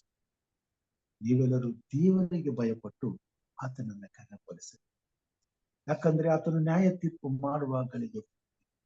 ಈ ಲೋಕಕ್ಕೆ ಸಮಯವನ್ನ ನಿಗದಿಪಡಿಸಿದಂತ ದೇವರು ಆ ಸಮಯವು ಮುಕ್ತಾಯವಾಗುತ್ತಿರುವುದನ್ನ ನಮ್ಮ ಗಮನಕ್ಕೆ ತರುವಂತ, ಆ ಸಮಯ ಮುಕ್ತಾಯ ಆಗುವುದರೊಳಗಾಗಿ ತಾನು ಸೃಷ್ಟಿಸಿದಂತ ಪ್ರತಿಯೊಬ್ಬ ಮನುಷ್ಯನು ತನ್ನ ಕಡೆಗೆ ತಿರುಗಿಕೊಳ್ಳಬೇಕೆಂಬುದಾಗಿ ಇಷ್ಟಪಡುವಂತ, ತನ್ನಿಂದ ಸಿಗುವಂತ ಜೀವದ ಜಲವನ್ನು ಕುಡಿದು ನಿತ್ಯ ಜೀವದಲ್ಲಿ ಪಾಲು ಹೊಂದಬೇಕೆಂಬುದಾಗಿ ಆತ ಬಯಸುವ. ಅದಕ್ಕಾಗಿ ಯೆಶಾಯನು ಬರೆದಂತ ಪ್ರವಾದನೆಯಲ್ಲಿ ಮಾತುಗಳನ್ನು ಹೇಳ್ತಾರೆ. ಎಲೈ ಬಾಯಾರಿದ ಸಕಲ ಜನರೇ ನನ್ನ ಬಳಿಗೆ ಬನ್ನಿರಿ, ನೀರಿನ ಬಳಿಗೆ ಬನ್ನಿರಿ, ಹಣವಿಲ್ಲದವನು ಸಹ ಬರಲಿ, ಬನ್ನಿರಿ, ಕೊಂಡುಕೊಳ್ಳಿರಿ, ಉಣ್ಣಿರಿ, ಒಂದು ದ್ರಾಕ್ಷಾರಸವನ್ನು, ಹಾಲನ್ನು ಹಣ ಕೊಡದೆ ಕ್ರಯವಿಲ್ಲದೆ ತೆಗೆದುಕೊಳ್ಳಿ, ಕ್ರಯವಿಲ್ಲದೆ ತೆಗೆದುಕೊಳ್ಳಿ. ಆತನ ಉಚಿತಾರ್ಥ ವರವಾದಂತ ನಿತ್ಯ ಜೀವವನ್ನ ಕ್ರಯವಿಲ್ಲದೆ ಆತನು ನಮಗೆ ಕೊಡುವಂತ, ಇದು ಆತನ ಅಪಾರವಾದ ಪ್ರೀತಿಯಾಗಿದೆ. ಆತನು ನಮ್ಮನ್ನ ಪ್ರೀತಿಸಿ ನಮ್ಮನ್ನು ನಿತ್ಯ ಜೀವದಲ್ಲಿ ಸೇರಿಸುವುದಕ್ಕೋಸ್ಕರ ತನ್ನ ಅಮೂಲ್ಯವಾದಂತ ಪ್ರಾಣವನ್ನೇ ಕ್ರಯಕ್ಕೆ ಕೊಟ್ಟು, ತನ್ನ ಅಮೂಲ್ಯವಾದ ಪ್ರಾಣವನ್ನೇ ಈಡುಕೊಟ್ಟು, ನಮ್ಮ ನಿಮಿತ್ತ ನಾವು ಅನುಭವಿಸಬಹುದಾದಂತ ಪಾಪದ ದೆಸೆಯಿಂದ ಬಂದಂತ ಶಾಪವನ್ನ ಆತನು ಅನುಭವಿಸಿ ನಮ್ಮ ಪರವಾಗಿ ಆತನು ತನ್ನ ಪ್ರಾಣವನ್ನೇ ಬಲಿದಾನ ನಮ್ಮನ್ನು ಉಳಿಸಿಕೊಳ್ಳುವಂತ ಜೀವದ ಮಾರ್ಗವನ್ನ ಆತನು ಬೋಧಿಸುವಂತಾಗಿ, ಆ ಜೀವದ ಮಾರ್ಗದಲ್ಲಿ ನಾವು ಸೇರಬೇಕೆಂಬುದು ಆತನ ಚಿತ್ತವಾಗಿ, ಆತನನ್ನ ನಂಬಿಕೊಂಡು ಸೃಷ್ಟಿಕರ್ತನಾದಂತ ದೇವರನ್ನ ಯಥಾರ್ಥವಾಗಿ ಪ್ರಾಮಾಣಿಕವಾಗಿ ಆರಾಧಿಸುವಂತ ಅವಕಾಶವನ್ನು ಪ್ರತಿಯೊಬ್ಬ ಮನುಷ್ಯನಿಗೂ ಒದಗಿಸಿಕೊಟ್ಟಿದೆ. ಆತನು ಯೇಸು ಕ್ರಿಸ್ತನ ತನ್ನ ಯೋಜನೆಯನ್ನು ಸಂಪೂರ್ಣಗೊಳಿಸಿದ್ದಾನೆ. ತನ್ನ ಮಗನಾದಂತ ಯೇಸು ಕ್ರಿಸ್ತನನ್ನ ಈ ಲೋಕಕ್ಕೆ ಕಳಿಸಿಕೊಟ್ಟಿದ್ದಾನೆ.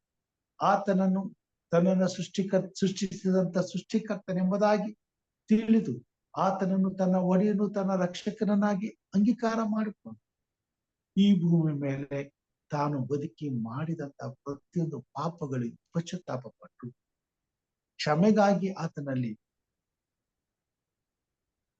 ಯಾಚಿಸುವುದಾದರೆ ಆತನು ಪರಿಶುದ್ಧವನು, ನೀತಿವಂತ, ಕನಿಕರವು, ದಯೆಯುಳ್ಳಂತ ದೇವರಾಗಿರುವುದರಿಂದ ನಮ್ಮ ಸಕಲ ಪಾಪಗಳನ್ನ ಪರಿಹರಿಸಿ ಕ್ರಿಸ್ತನ ಪರಿಶುದ್ಧವಾದ ರಕ್ತದಿಂದ ನಮ್ಮನ್ನು ತೊಳೆದು ನಮ್ಮನ್ನು ಶುದ್ಧೀಕರಿಸಿ ತನ್ನ ಮಕ್ಕಳನ್ನಾಗಿ ಅಂಗೀಕರಿಸಿಕೊಂಡು ಆತನ ಜೊತೆಯಲ್ಲಿ ನಿರಂತರವಾಗಿ ಜೀವಿಸಲು ಮತ್ತೊಂದು ಅವಕಾಶವನ್ನ ಒದಗಿಸಿಕೊಡುವಂತದ್ದಾಗಿದೆ.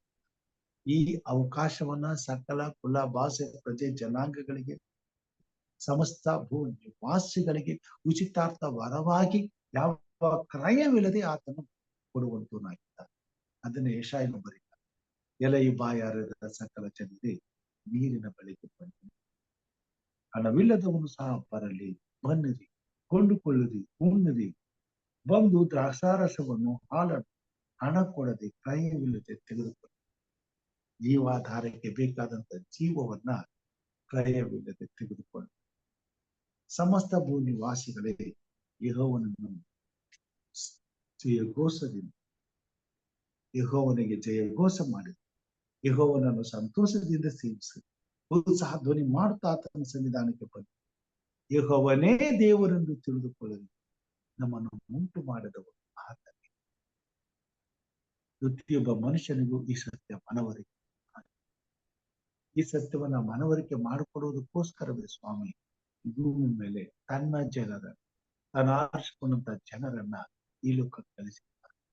ಅವರಿಗೆ ಈ ಮಾತುಗಳನ್ನು ಹೇಳ್ತಾರೆ.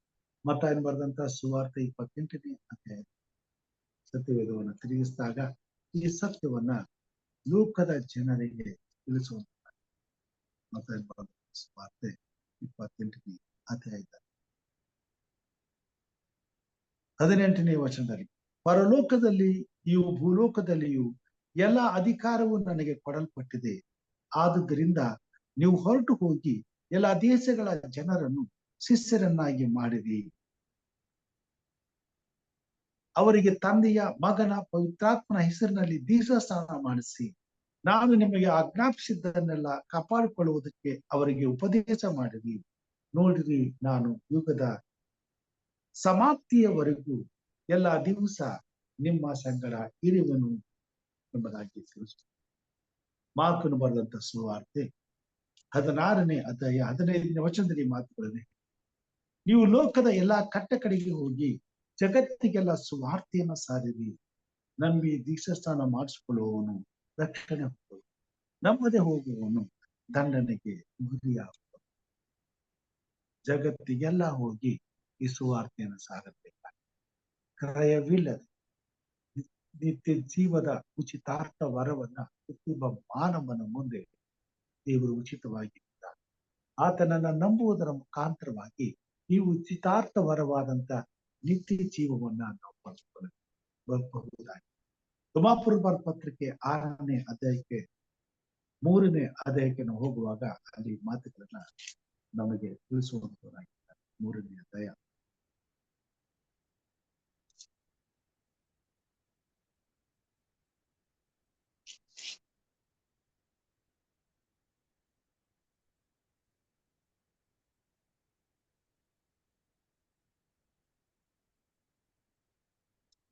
23ನೇ ವಚನದಿಂದ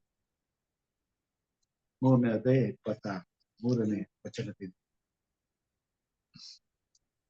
ಇಲ್ಲಿ ಹೀಗೆ ಬರೀತಾನೆ, ಎಲ್ಲರೂ ಪಾಪ ಮಾಡಿ ದೇವರ ಮಹಿಮೆಯನ್ನು ಹೊಂದದೆ ಹೋಗಿದ್ದಾರೆ.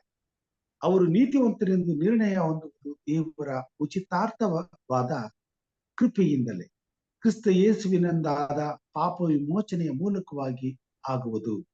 ಈತನು ತನ್ನ ರಕ್ತವನ್ನು ಸುರಿಸಿ ನಂಬಿಕೆ ಇದ್ದವರಿಗಾಗಿ ಕೃಪಾಧಾರವಾಗಬೇಕೆಂದು ದೇವರು ಈತನನ್ನು ಮುಂದಿಟ್ಟನು.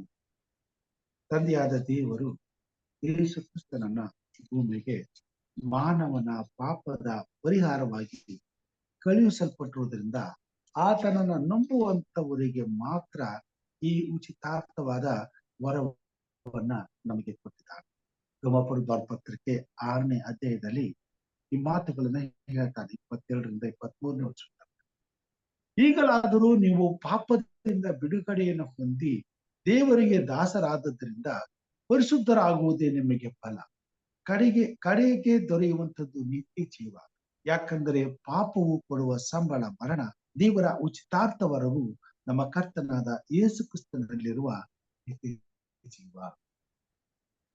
ತಂದೆಯಾದ ದೇವರು ತನ್ನ ಮಗನ ಮುಖಾಂತರವಾಗಿ ತನ್ನ ಬಳಿಗೆ ಹಿಂದಕ್ಕೆ ತಿರುಗಿ ಆತನನ್ನ ಆರಾಧಿಸುವಂತ, ಆತನ ಜೊತೆಯಲ್ಲಿ ನಿರಂತರವೂ ಜೀವಿಸುವಂತ ಜೀವಿತವನ್ನ ತನ್ನ ಮಗನಾದಂತ ಯೇಸು ಕ್ರಿಸ್ತನ ಮುಖಾಂತರವಾಗಿ ಅದು ಉಚಿತಾರ್ಥ ವರವು ಎಂಬುದಾಗಿ ಹೇಳುವುದು. ಪಾಪದ ಸಂಬಳ ಮರಣದಿಂದ ಬಿಡುಗಡೆ ಹೊಂದಲು ಮನುಷ್ಯನು ತಾನು ಏನು ಮಾಡಬೇಕಾಗಿ ಆತನು ತನ್ನನ್ನು ಸೃಷ್ಟಿಸಿದಂತ ಸೃಷ್ಟಿಕರ್ತನ ಕಡೆಗೆ ತಿರುಗಿಕೊಂಡು ಆತನು ಕಳಿಸಿಕೊಟ್ಟಂತ ಆತನ ಮಗನಾದಂತ ಯೇಸು ಕ್ರಿಸ್ತನನ್ನ ತಂದೆಯಾದ ದೇವರ ಕೃಪೆಯಿಂದ ನಂಬಿದವರಾಗಿ ಆತನನ್ನು ಆರಾಧಿಸುವುದರ ಮುಖಾಂತರವಾಗಿ ತಂದೆಯಾದ ದೇವರಿಗೆ ಸಲ್ಲಬೇಕಾದಂತ ಘನತೆ ಗೌರವವನ್ನ ಸಲ್ಲಿಸಬೇಕೆಂಬುದಾಗಿ ದೇವರು ಬಯಸುತ್ತಾರೆ. ಮತ್ತು ಈ ಒಂದು ಕಾರ್ಯವನ್ನ ಮಾಡುವಾಗ ತಂದೆಯಾದ ದೇವರು ಪ್ರತಿಯೊಬ್ಬ ಮಾನವನನ್ನು ತನ್ನ ಕೃಪೆಯಿಂದ ಆವರಿಸಿಕೊಂಡವರಾಗಿ ಪ್ರತಿಯೊಬ್ಬ ಮಾನವನಿಗೂ ತನ್ನ ಸನ್ನಿಧಾನದಲ್ಲಿ ನಿರಂತರವೂ ಜೀವಿಸುವಂತ ಅವಕಾಶವನ್ನ ಒದಗಿಸಿಕೊಳ್ಳುವಂತದ್ದಾಗಿದೆ. ಮಾನವರ ಬದುಕಿನಲ್ಲಿ ಇಂಥ ಕೃಪಾವರವನ್ನ ಈ ಕೊನೆ ಕಾಲದಲ್ಲಿ ದೇವರು ಕೊಟ್ಟಿದ್ದಾರೆ. ಈ ಕೊನೆ ಕಾಲದಲ್ಲಿ ಈ ಸತ್ಯದ ಸುವಾರ್ತೆಯು ಸಕಲ ಕುಲ ಭಾಷೆ ಪ್ರಜೆ ಜನಾಂಗಗಳಿಗೆ ಸಾರಿ ತಿಳಿಸಲ್ಪಡಬೇಕಾಗಿದೆ. ಅಜವಾಬ್ದಾರಿಕೆಯನ್ನ ತನ್ನನ್ನು ಪ್ರೀತಿಸುವಂತ ತನ್ನ ಮಕ್ಕಳ ಜೀವಿತದಲ್ಲಿ ದೇವರು ಅವರಿಗೆ ಕೊಟ್ಟಿದ್ದಾರೆ. ಆದುದರಿಂದಲೇ ಈ ಲೋಕದಲ್ಲಿ ಸಕಲ ಕುಲ ಭಾಷೆ ಪ್ರಜೆ ಜನಾಂಗಗಳಿಗೆ ಈ ಭೂಮಿ ಮೇಲೆ ವಾಸಿಸುತ್ತಿರುವಂತಹ ಪ್ರತಿಯೊಬ್ಬ ಮಾನವನಿಗೆ ಈ ಸತ್ಯವನ್ನ ತಿಳಿಸುವಂತ ಅವಕಾಶವನ್ನ ಕೊಟ್ಟು ಈ ಭೂಮಿ ಮೇಲೆ ಆತನ ಉಚಿತಾರ್ಥವರವಾದ ನಿತ್ಯ ಜೀವದ ಮಾರ್ಗವನ್ನ ಸಾರಿ ಸಾರಿ ಹೇಳುವಂತ ಅವಕಾಶವನ್ನ ಈ ಭೂಮಿ ಮೇಲೆ ದೇವರ ತನ್ನ ಆತ್ಮನ ಮುಖಾಂತರವಾಗಿ ತನ್ನ ಜನರ ಮುಖಾಂತರವಾಗಿ ಆತನು ನಡೆಸುತ್ತಾ ಇದ್ದಾನೆ. ಆತನ ಕೂಗಿಗೆ, ಆತನ ಧ್ವನಿಗೆ ಒಂದು ವೇಳೆ ಯಾರಾದರೂ ಕಿವಿ ಕೊಟ್ಟು ಅದನ್ನ ಆಲಿಸಿ ಅದನ್ನ ಅರ್ಥ ಮಾಡಿಕೊಂಡು ಆತನನ್ನ ಮೊರೆ ಹೋಗುವುದಾದರೆ, ಆತನು ಕಳಿಸಿಕೊಟ್ಟಂತ ಆತನೇ ಒಬ್ಬನೇ ಮಗನಾದಂತ ಯೇಸು ಕ್ರಿಸ್ತನನ್ನು ಹೃದಯದಿಂದ ನಂಬುವುದಾದರೆ ದೇವರ ಕೃಪೆಯು ಅವರ ಮೇಲೆ ಇಳಿದು ಬಂದು ದೇವರು ದಯಪಾಲಿಸಿರುವಂತ ಉಚಿತಾರ್ಥವರವಾದಂತ ನಿತ್ಯ ಜೀವದಲ್ಲಿ ಪಾಲು ಹೊಂದುವಂತ ಅವಕಾಶ. ಈ ಸತ್ಯವನ್ನೇ ಈ ಲೋಕವು ಅರಿಯಬೇಕಾಗಿದೆ. ಪಾಪದ ಬಲೆಯಿಂದ ಬಿಡುಗಡೆ ಹೊಂದಿ ನಿತ್ಯ ಜೀವವನ್ನು ಹೊಂದಬೇಕಾಗಿದೆ. ಅದಕ್ಕಾಗಿ ಕೊನೆ ಕಾಲದಲ್ಲಿ ದೇವರು ತನ್ನ ಸಭೆಯ ಮುಖಾಂತರ, ತನ್ನ ಜನಾಂಗದ ಮುಖಾಂತರ, ತನ್ನನ್ನು ಅರಿತು ತನ್ನನ್ನು ಪ್ರೀತಿಸುತ್ತಿರುವಂತ ತನ್ನ ಮಕ್ಕಳ ಮುಖಾಂತರವಾಗಿ ಈ ಭೂಮಿ ಮೇಲೆ ತಾನು ಅನುಭವಿಸಿದಂತ ಎಲ್ಲಾ ಶ್ರಮೆಯನ್ನ ಅವರು ಅನುಭವಿಸಿ, ತಾನು ಈ ಲೋಕದಲ್ಲಿ ಬಲಿದಾನವಾದ ಹಾಗೆ ತನ್ನನ್ನ ಪ್ರೀತಿಸುವುದಕ್ಕೋಸ್ಕರ ಈ ಲೋಕದ ಜನರ ಹಿತಕ್ಕಾಗಿ ದೇವ ಜನರು ಬಲಿದಾನವನ್ನಾಗಿ ಈ ಭೂಮಿ ಮೇಲೆ ಅರ್ಪಿಸಿ, ಈ ಭೂಮಿ ಮೇಲೆ ದೇವರನ್ನು ಅರಿಯದೇ ಇರುವಂತ ಪಾಪದ ಸಂಬಳ ಮರಣದಲ್ಲಿ ಸಿಕ್ಕಿ ನಾಶವಾಗುತ್ತಿರುವಂತ ಎಲ್ಲ ಮಾನವರ ಬಿಡುಗಡೆಗಾಗಿ ನಿತ್ಯವೂ ದೇವರು ಕಾರ್ಯ ಮಾಡುವಂತದ್ದಾಗಿದ್ದಾರೆ. ಈ ಭೂಮಿಯಲ್ಲಿ ಇರ್ತಕ್ಕಂಥ ಪ್ರತಿಯೊಬ್ಬ ಮನುಷ್ಯನು ಇದನ್ನು ಅರಿಯಬೇಕಾಗಿದೆ. ಪ್ರತಿಯೊಬ್ಬ ಮಾನವನು ಈ ಸತ್ಯವನ್ನು ತಿಳಿಯಬೇಕಾಗಿದೆ. ಪ್ರತಿಯೊಬ್ಬ ಮಾನವನ ಜೀವಿತದಲ್ಲಿ ತನ್ನನ್ನು ಸೃಷ್ಟಿಸಿದಂತ ಸೃಷ್ಟಿಕರ್ತನೊಬ್ಬನನ್ನೇ ಆರಾಧಿಸುವಂತ ಅವಕಾಶವನ್ನು ಪಡೆದುಕೊಳ್ಳಬೇಕಾಗಿದೆ. ಯಾಕಂತಂದ್ರೆ ಕಷ್ಟದ ದಿನಗಳಲ್ಲಿ, ಸಂಕಟದ ಸಮಯದಲ್ಲಿ, ಏಡಿನಲ್ಲಿ, ಅಪಾಯಗಳಲ್ಲಿ ಕೂಗಿಕೊಳ್ಳುವಾಗ ಸೃಷ್ಟಿಸಿದಂತ ಸೃಷ್ಟಿಕರ್ತನು ಮಾತ್ರ ಅವರನ್ನ ಬಿಡುಗಡೆ ಮಾಡಲಿಕ್ಕೆ ಸಾಧ್ಯವಾಗುತ್ತದಾಗಿ, ಈ ಭೂಮಿ ಮೇಲೆ ನಡೆಯುತ್ತಿರುವಂತ ಎಲ್ಲಾ ರೀತಿಯಾದ ಘೋರವಾದಂತ ಅಪಾಯಗಳಿಂದ ಮನುಷ್ಯನನ್ನು ತಪ್ಪಿಸಲು ಸೃಷ್ಟಿಕರ್ತನಾದಂತ ದೇವರಿಗೆ ಮಾತ್ರ ಸಾಧ್ಯವಾಗಿದೆ. ಆದುದರಿಂದ ಪ್ರತಿಯೊಬ್ಬ ಮನುಷ್ಯನು ತನ್ನ ಕಡೆಗೆ ತಿರುಗಿಕೊಂಡು ತನಗೆ ಮೊರೆಯಿಟ್ಟು ತನ್ನಿಂದ ಸಹಾಯವನ್ನು ಪಡೆದು ಈ ಲೋಕದಲ್ಲಿ ತನಗಾಗಿ ಜೀವಿಸಿ ತಾನು ಕೊಡುವಂತ ನಿತ್ಯ ಜೀವದ ವರವಾದಂತ ಬಾಧ್ಯತೆಯನ್ನು ಪಡೆದುಕೊಳ್ಳಬೇಕೆಂಬುದಾಗಿ ದೇವರು ಬಯಸುವಂತನಾಗಿದ್ದಾರೆ. ಪ್ರತಿಯೊಬ್ಬ ಮಾನವನಿಗೂ ಒಂದು ಅವಕಾಶವನ್ನು ಕೊಡುವುದಾಗಿದ್ದಾರೆ. ದೇವರ ಕಡೆಗೆ ತಿರುಗಿಕೊಳ್ತಕ್ಕಂಥದ್ದು, ತನ್ನನ್ನು ಸೃಷ್ಟಿಸಿದಂತ ದೇವರನ್ನ ಅಂಗೀಕಾರ ಮಾಡಿಕೊಳ್ಳುವ, ತನ್ನ ಸೃಷ್ಟಿಕರ್ತನಾದ ದೇವರ ಮುಂದೆ ತನ್ನನ್ನು ತಗ್ಗಿಸಿಕೊಳ್ಳುವಂತ, ತಾನು ಮಾಡಿದಂತ ದೇವರ ನೀತಿಗೆ ವಿರುದ್ಧವಾದ ಎಲ್ಲಾ ಪಾಪಗಳಿಗಾಗಿ ಕ್ಷಮೆಯನ್ನ ಅಂಗಲಾಚಿ ಬೇಡುವಂಥದ್ದು ಮತ್ತು ನೂತನವಾದಂತ ಆತನ ಪರಿಶುದ್ಧವಾದ ಜೀವಿತವನ್ನ ಅಂಗೀಕಾರ ಮಾಡಿಕೊಂಡು ತನ್ನ ಜೀವಿತದಲ್ಲಿ ತಂದೆಯಾದ ದೇವರ ಚಿತ್ತವನ್ನ ನೆರವೇರಿಸಲು ಆತನೊಬ್ಬನಿಗೆ ಅಡ್ಡಬಿದ್ದು ಆತನೊಬ್ಬನನ್ನೇ ಆರಾಧಿಸಿ ಆತನೊಬ್ಬನನ್ನೇ ಘನಪಡಿಸಿ ಆತನ ರಾಜ್ಯಕ್ಕೆ ಸಿದ್ಧವಾಗುತ್ತದೆ. ಈ ಸತ್ಯದ ಸುವಾರ್ತೆಯನ್ನ ಈ ಭೂಮಿ ಮೇಲೆ ಇರ್ತಕ್ಕಂಥ ಪ್ರತಿಯೊಬ್ಬ ಮನುಷ್ಯನು ಅಂಗೀಕಾರ ಮಾಡಿಕೊಳ್ಳಬೇಕಾಗಿದೆ. ತಂದೆಯಾದ ದೇವರನ್ನ ಘನಪಡಿಸಬೇಕಾಗಿದೆ. ಯೇಸು ಕ್ರಿಸ್ತನ ಮುಖಾಂತರವಾಗಿ ನಿತ್ಯ ಜೀವದ ಬಾಧ್ಯತೆಯಲ್ಲಿ ಪಾಲು ಹೊಂದಲು ಕ್ರಿಸ್ತನನ್ನು ಅಂಗೀಕರಿಸಿಕೊಂಡು ದೇವರ ನೀತಿಯನ್ನು ಅನುಸರಿಸಬೇಕಾಗಿದೆ. ಅದಕ್ಕಾಗಿ ಈ ಭೂಮಿ ಮೇಲೆ ಪ್ರತಿಯೊಬ್ಬ ಮನುಷ್ಯನನ್ನು ದೇವರು ಕೈ ಚಾಚಿ ಕರೆಯುವಂತಾಗಿದ್ದಾರೆ. ಎಲೈ ಬಾಯಾರದ ಸಕಲ ಜನರೇ, ನೀವೆಲ್ಲರೂ ನನ್ನ ಬಳಿ, ಎಲೈ ಕಷ್ಟಪಡುವವರೇ, ಹೊರೆ ಹೊತ್ತವರೇ, ನೀವೆಲ್ಲರೂ ನನ್ನ ಬಳಿಗೆ ಬಂದಿರಿ, ನಾನು ನಿಮಗೆ ವಿಶ್ರಾಂತಿಯನ್ನು ಕೊಡುತ್ತೇನೆ. ಈ ಭೂಮಿ ಮೇಲೆ ದಿನಕ್ಕೊಂದು ರೀತಿಯ ಕಾಯಿಲೆಗಳು ಹುಟ್ಟುತ್ತಾ ಇವೆ. ಮನುಷ್ಯನು ಅವುಗಳಿಗೆ ಪರಿಹಾರವನ್ನ ಕಂಡು ಹಿಡಿಯುವಂತ ಎಲ್ಲಾ ಪ್ರಯತ್ನವನ್ನ ಮಾಡ್ತಾ ಹೋದರೂ ಮಾನವನ ಅವನತಿಗಾಗಿ ಈ ಭೂಮಿ ಮೇಲೆ ಎಲ್ಲಾ ರೀತಿಯಾದಂತ ಘೋರವಾದಂತ ಕಷ್ಟಗಳು ಒಂದಾದ ಮೇಲೆ ಒಂದು ಇನ್ನೊಂದು ರೀತಿಯಲ್ಲಿ ಬರುತ್ತಲೇ ಇವೆ. ಮನುಷ್ಯನು ನಾಶವಾಗುತ್ತಲೇ ಇದ್ದ. ಈ ಅವನತಿಯನ್ನ ದೇವರು ತಪ್ಪಿಸುವುದಕ್ಕೋಸ್ಕರ ನಮ್ಮ ಮುಂದೆ ಇಟ್ಟಿರುವಂತ ಒಂದೇ ಒಂದು ಮಾರ್ಗ, ಯೇಸು ಕ್ರಿಸ್ತನೆಂಬ ಆತನ ಮಗನನ್ನ ಅಂಗೀಕಾರ ಮಾಡಬೇಕು. ಅದಕ್ಕಾಗಿ ಸ್ವಾಮಿ ಆತನ ಮಗನಲ್ಲಿ ಎಲ್ಲ ಸ್ವಸ್ಥತೆಯನ್ನು ಇಟ್ಟಿದ್ದಾನೆ. ಆತನ ಮಗನಲ್ಲಿ ಎಲ್ಲ ಸಾಮರ್ಥ್ಯವನ್ನು ಇಟ್ಟಿದ್ದಾನೆ. ಆತನ ಮಗನ ಹೆಸರಿನಲ್ಲಿ ಎಲ್ಲ ಪಾಪದ ಪರಿಹಾರವನ್ನು ನಾವೆಲ್ಲರೂ ಆತನ ಚಿತ್ತಕ್ಕೆ ಒಳಗಾಗಿ ಆತನ ಮಗನಾದಂತ ಯೇಸು ಕ್ರಿಸ್ತನನ್ನು ಅಂಗೀಕಾರ ಮಾಡಿ ಆತನನ್ನು ಆರಾಧಿಸುವುದಾದ್ರೆ ಈ ಭೂಮಿ ಮೇಲೆ ನಮ್ಮೆಲ್ಲಾ ಕಷ್ಟಗಳನ್ನು, ಎಲ್ಲಾ ಭಾರಗಳನ್ನು ಆತನು ಹೊತ್ತುಕೊಂಡು ನಮ್ಮ ಜೀವಿತದಲ್ಲಿ ಎದುರಾಗುವಂತ ಎಲ್ಲಾ ಶೋಧನೆಗಳನ್ನ, ಕಷ್ಟಗಳನ್ನ, ಕಾಯಿಲೆಗಳನ್ನ ಆತನು ಬಿಡುಗಡೆ ಮಾಡಿ ನಮ್ಮ ಪಾಪದ ಬಲವಾದ ನಿತ್ಯವಾದ ಮರಣದಿಂದ ನಮ್ಮನ್ನ ತಪ್ಪಿಸಿ ತನ್ನ ನಿತ್ಯ ಜೀವನದಲ್ಲಿ ನಿರಂತರವೂ ಜೀವಿಸುವಂತ ಅವಕಾಶ. ಈ ಸತ್ಯದ ಸುವಾರ್ತೆಯನ್ನ ನಂಬುವಂಥದ್ದು ಧನ್ಯನು ಎಂಬುದಾಗಿ ಹೇಳುವ ದೇವರು ನಮ್ಮನ್ನು ಆಶೀರ್ವಾದ ಮಾಡಲಿ. ಈ ಸತ್ಯದ ಸುವಾರ್ತೆಯನ್ನ ಸಾರುವಂತ ಅವಕಾಶವನ್ನ ದೇವರ ಮಕ್ಕಳಾದ ನಮಗೆ ಕೊಡ್ತಾರೆ. ಈ ಸತ್ಯವನ್ನ ತಿಳಿಯದೆ, ಈ ಸುವಾರ್ತೆಯನ್ನ ಅರಿಯದೆ ಈ ಲೋಕದಲ್ಲಿ ಕೋಟಿ ಕೋಟಿಗಟ್ಟಲೆ ಜನರು ದಿನಾಲು ನಾಶವಾಗುತ್ತಿದ್ದಾರೆ, ಸಾಯುವಂತವರಾಗಿದ್ದಾರೆ. ಈ ಘೋರವಾದಂತ ಮರಣದಿಂದ ಬಿಡುಗಡೆ ಮಾಡುವಂತ, ಸುವಾರ್ತೆಯನ್ನು ಸಾರುವಂತ ಸೌಭಾಗ್ಯವನ್ನ ತನ್ನ ಜನರಾದಂತ, ತನ್ನನ್ನು ಪ್ರೀತಿಸಿದಂತ, ತನ್ನನ್ನು ಆರಾಧಿಸುವಂತ ತನ್ನ ಜನರ ಕೈ.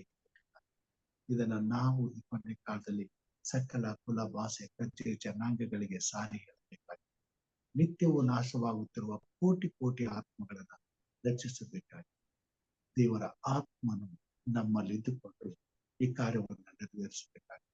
ಅದಕ್ಕಾಗಿ ಕೊನೆಯ ದಿನಗಳಲ್ಲಿ ದೇವರ ಮಕ್ಕಳಾದಂತ ನಾವು ಎಚ್ಚರವಾಗಿದ್ದು ಹೆಚ್ಚಾಗಿ ದೇವರ ಸೇವೆ ಮಾಡುವಂತ ಆತ್ಮನನ್ನು ಹೊಂದಿಕೊಳ್ಳುವುದಕ್ಕೋಸ್ಕರ ಪ್ರಾರ್ಥನೆ ಮಾಡೋಣ. ದೇವರ ಚಿತ್ತಕ್ಕಾಗಿ ಜೀವಿಸಲು ಬೇಕಾದಂತ ಶಕ್ತಿಯನ್ನ ಪಡೆದುಕೊಳ್ಳಲು ಬೇಕಾದಂತ ದೇವರ ಕೃಪೆಯನ್ನು ಹೊಂದಿಕೊಳ್ಳಲು ಪ್ರಾರ್ಥನೆ ಮಾಡೋಣ.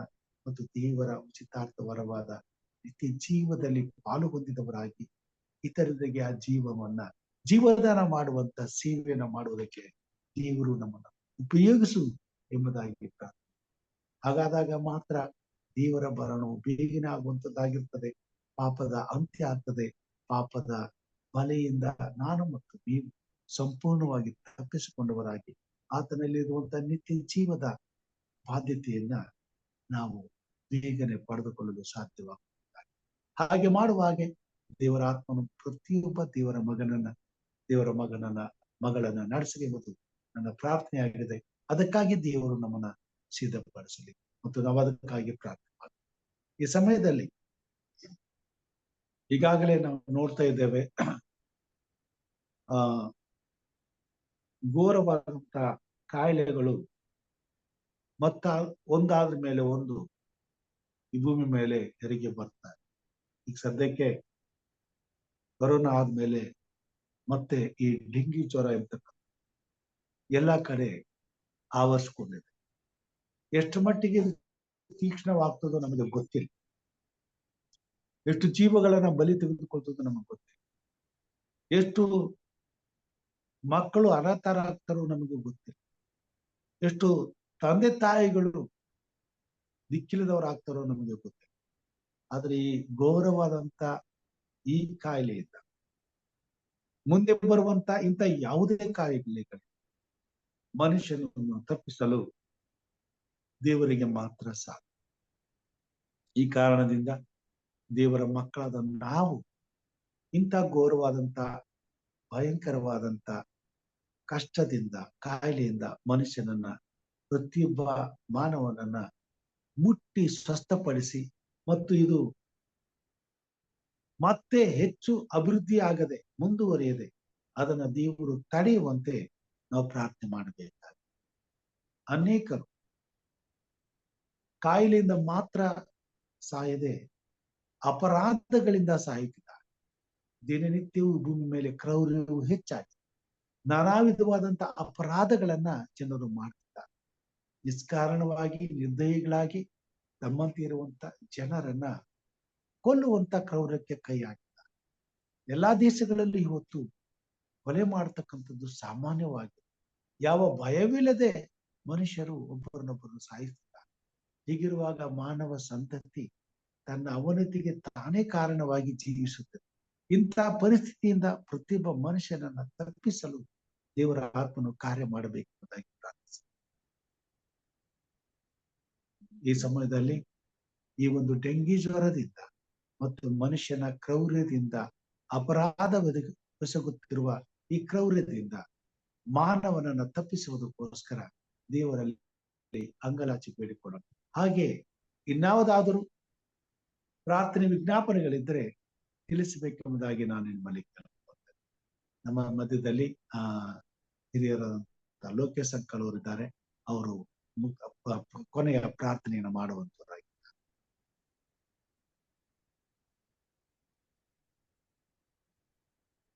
ಲೋಕೇಶ್ ಅಂಕಲ್ ಅವರು ಪ್ರಾರ್ಥನೆ ಮಾಡಬೇಕೆಂಬುದಾಗಿ ಕೇಳ್ಕೊಳ್ತಾರೆ.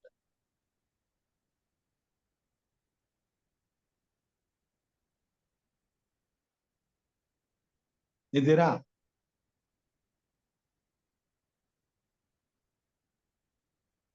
ಓಕೆ, ಮುಕ್ತಾಯದ ಪ್ರಾರ್ಥನೆಯನ್ನು ನಾನು ಮಾಡುವಂತನಾಗಿದ್ದೇನೆ.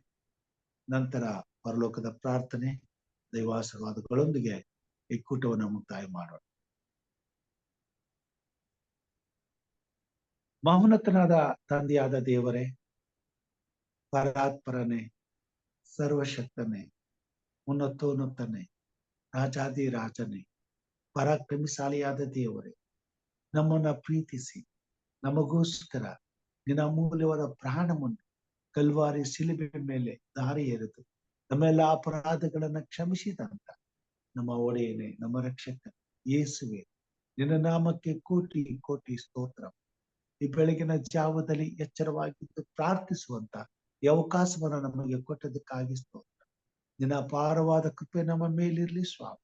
ನೀನು ಸೃಷ್ಟಿಸಿದಂತ ಸಕಲ ಜೀವಿಗಳು ನಿನ್ನ ಕಡೆಗೆ ತಿರುಗಿಕೊಂಡು ನಿನ್ನಿಂದ ಸಿಗುವಂತ ಉಚಿತಾರ್ಥವರವಾದ ನಿತ್ಯ ಜೀವವನ್ನು ಹೊಂದಿಕೊಂಡು ಪಾಪದ ಸಂಬಳದಿಂದ ಬಿಡುಗಡೆ ಹೊಂದಿ ನಿತ್ಯವಾದಂತ ನಿನ್ನ ಸನ್ನಿಧಾನದಲ್ಲಿ ನಿರಂತರವೂ ಜೀವಿಸಬೇಕೆಂಬುದು ನಿನ್ನ ಉದ್ದೇಶವಾಗಿದೆ ಸ್ವಾಮಿ.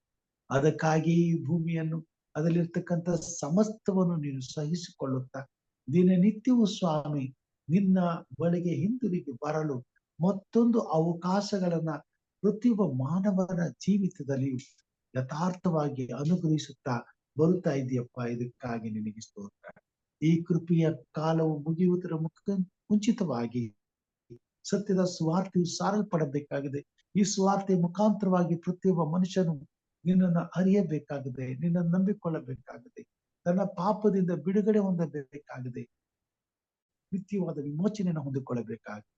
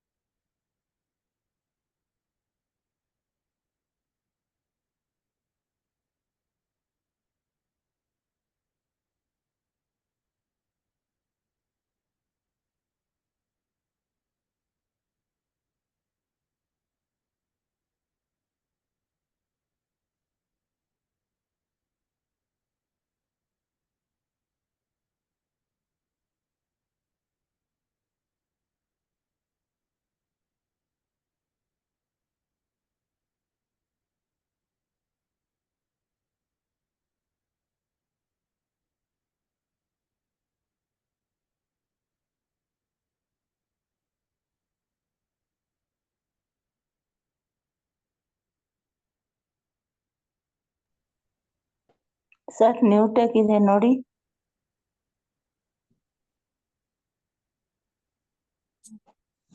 ಮ್ಯೂಟ್ ಆಗಿದೆ.